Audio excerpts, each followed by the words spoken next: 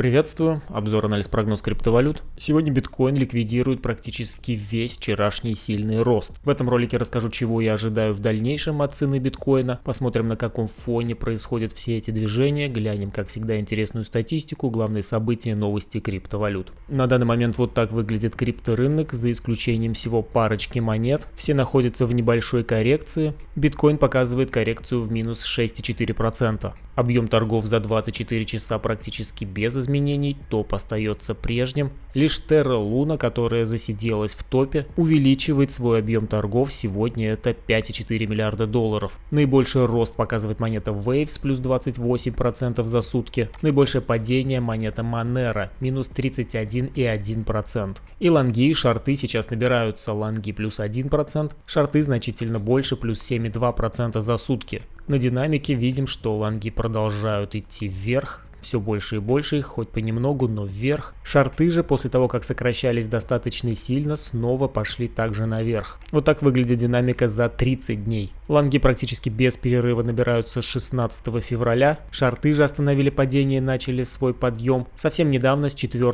марта. Индекс страха и жадности ушел из экстремального страха. Теперь эта цифра 28, вчера была 22. Настроение пользователей Твиттера по-прежнему позитивное. И на вчерашнем росте, и на сегодняшнем падении все равно сентимент направлен строго вверх. За 24 часа ликвидировано почти 61 тысяча трейдеров, забрали у них 222 миллиона долларов. 67% из всех это лонгисты. Но по-прежнему, судя по тому графику, который мы смотрели только что, еще не отбито желание набирать все больше и больше лонговых позиций. А все потому, что выносит в обе стороны. Если бы выносили только лонгистов, то, конечно же, желание бы отбили. Но вот вчера вынесли шортистов, сегодня вынесли лонгистов, и поэтому на данный момент страдают все. Третий китовый кошелек после того, как продал 1500 биткоинов 1 марта, приобрел в 2 транзакции 318 и плюс еще 412 биткоинов. Сделал он это 8 и 9 марта. Снова увидел небольшое падение и начал откупать. Мувинги профита и потерь от Whale Map находятся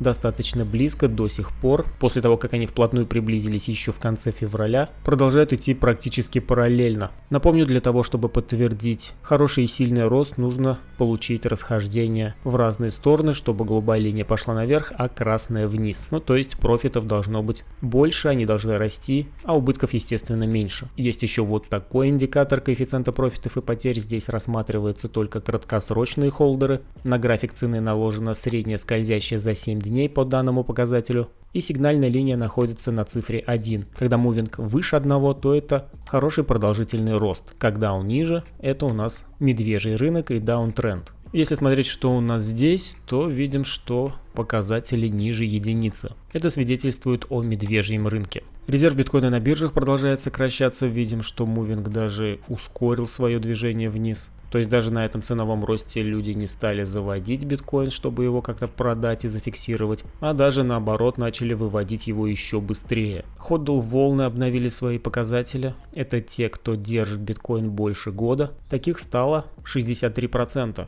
По-прежнему процент идет на увеличение. Если смотреть на историю, то мы приближаемся к историческому показателю, который был в сентябре 2020 года. Тогда было 64%. И это совпадало с началом пампа, после чего процент пошел вниз. У нас же рост данного индикатора продолжает идти вверх. Посмотрим, что происходит по альтам. Grayscale у нас за 24 часа приобрели 2 монеты. Одна из них монета BET и вторая Filecoin. Все остальное пошло под распродажу. Наиболее обсуждаемые монеты это биткоин, эфириум и монета Terra Luna. Это именно та монета, которая имеет наибольший объем торгов за 24 часа, не считая стейблкоины, биткоин и эфириум. Сегодня посмотрим на графике, что там происходит. И глянем несколько интересных новостей, которые заставили обратить на себя внимание. Binance рассмотрит инвестиции в компании для привлечения их в криптоиндустрию. Как заявил Чанпен Джао, SEO Binance, мы хотим определить и инвестировать в одну или две цели в каждом секторе экономики и попытаться привлечь их в индустрию криптовалют. Binance даже пытались приобрести футбольный клуб Челси, который совсем недавно был выставлен на продажу Абрамовичем. Но, видимо, их цена не устроила, и они впоследствии отказались от данной затеи. Звучит, конечно, данная инициатива очень интересно. Выкупить какую-нибудь не связанную с криптоиндустрией компанию, заставить ее очень тесно работать с криптой и показать так всему миру, что Например, статистические какие-то показатели, прибыль у этой компании резко пойдет вверх. И это заставит задуматься уже другие компании этого же направления посмотреть в сторону крипты. Конечно, это будет хорошо, если показатели улучшатся, а не наоборот упадут в пол. Ну и как же без новостей про очередные санкции, Евросоюз включит криптовалюту в санкции против России. Комитет постоянных представителей Евросоюза согласовал новый пакет санкций против российских чиновников и олигархов, причастных к развязыванию войны с Украиной. Ограничения затронут криптовалютные активы. Стоит понимать, что санкции затронут не всех россиян, а лишь чиновников и олигархов. И то только тех, кто причастен к войне. Согласно заявлению, планируемые меры дополнят принятые ранее. В частности, предлагается отключение от SWIFT 3 белорусских банков, а также санкции в отношении сектора морских перевозок России. Но пока, конечно, новость радует, то что они прямо указывают, что это не против всех россиян. Посмотрим, как будет на деле, но пока все звучит неплохо. Байден на этой неделе также выпустил указ о координации федеральных агентств в регулировании криптовалют. В этом указе определены 6 ключевых приоритетов: защита потребителей, финансовая стабильность, незаконное использование, лидерство в мировом финансовом секторе, доступность финансовых услуг и продвижение инноваций. Главным риском для инвесторов названа волатильность. Также он поручил рассмотреть выгоды и риски выпуска цифровой валюты Центрального банка, то есть та самая CBDC, либо, как это еще называют, криптодоллар. В данном указе пока также нету никаких серьезных ограничений, лишь одни призывы, чтобы как можно тщательнее рассмотреть все риски и плюсы и принять взвешенное решение, которое бы по максимуму удовлетворяло всех, потому что, как и отмечалось в этом указе, что около 40 миллионов граждан США, и примерно это 16% взрослого населения, уже инвестировали, торговали или использовали крипту. Поэтому опрокидывать он их также не хочет. Ведь это его потенциальные избиратели на следующих президентских выборах. Кто же захочет терять или злить 40 миллионов человек? Давайте посмотрим теперь графики.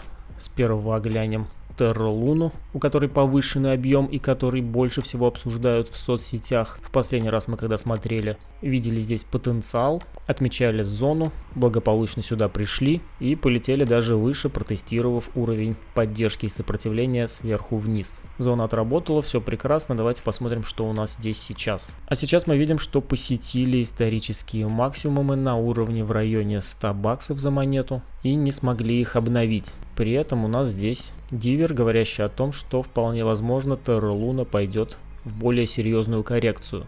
Глянем на недельки, здесь также видим, что объемов особо больших нет, дивер просто очевидный. Давайте посмотрим на 4 часах. Здесь также у нас вполне вероятно вот так завершился импульс.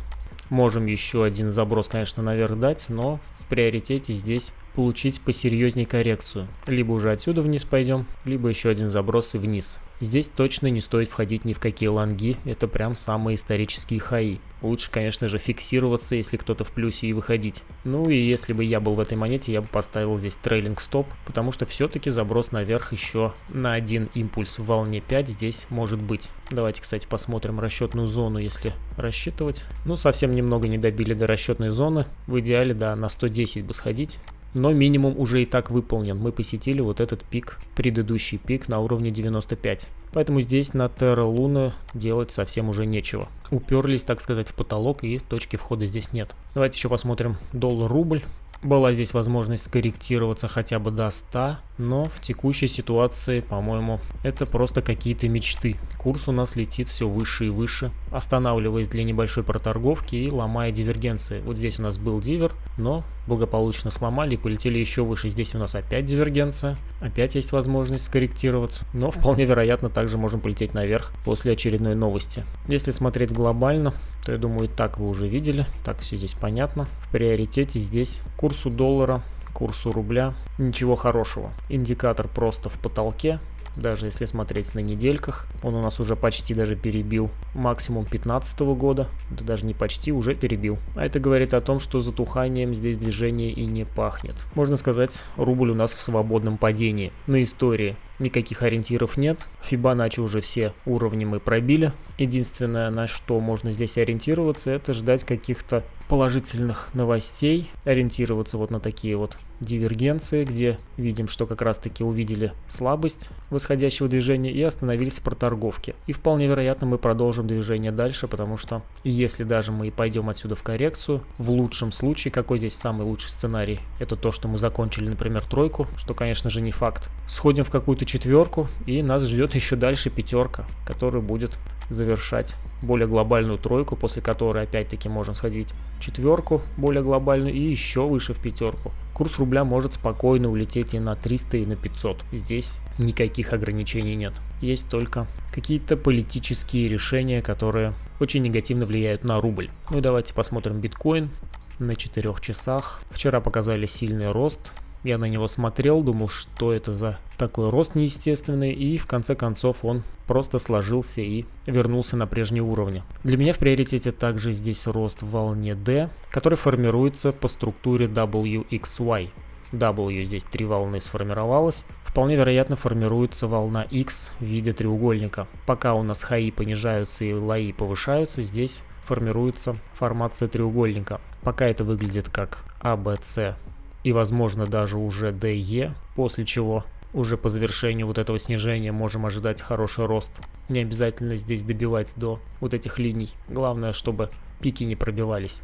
Можем с текущих уровней получить рост, а можем еще, если не пробьем здесь слой, доформировать здесь D, потом сходить еще раз в E и уже отсюда пойти наверх. Что из конкретных торговых решений? Я буду дожидаться подтверждения разворота, подтверждения движения наверх. Пусть куплю по более высокой цене, но более надежно. Какое подтверждение можно здесь ожидать? Во-первых, заходной импульс. Во-вторых, он должен быть на хотя бы каких-то объемах нормальных. Здесь вот было движение наверх, объемов толком и не было. Плюс я, конечно же, дождался еще и завершения структуры. Вот сейчас эта структура может закончиться. Вот отсюда уже можно будет следить и искать покупки. Благодарю тех, кто досмотрел видео до конца. Подписывайтесь на канал, подписывайтесь на Telegram. Ставьте лайки, пишите комментарии. Всем удачной торговли и счастливо.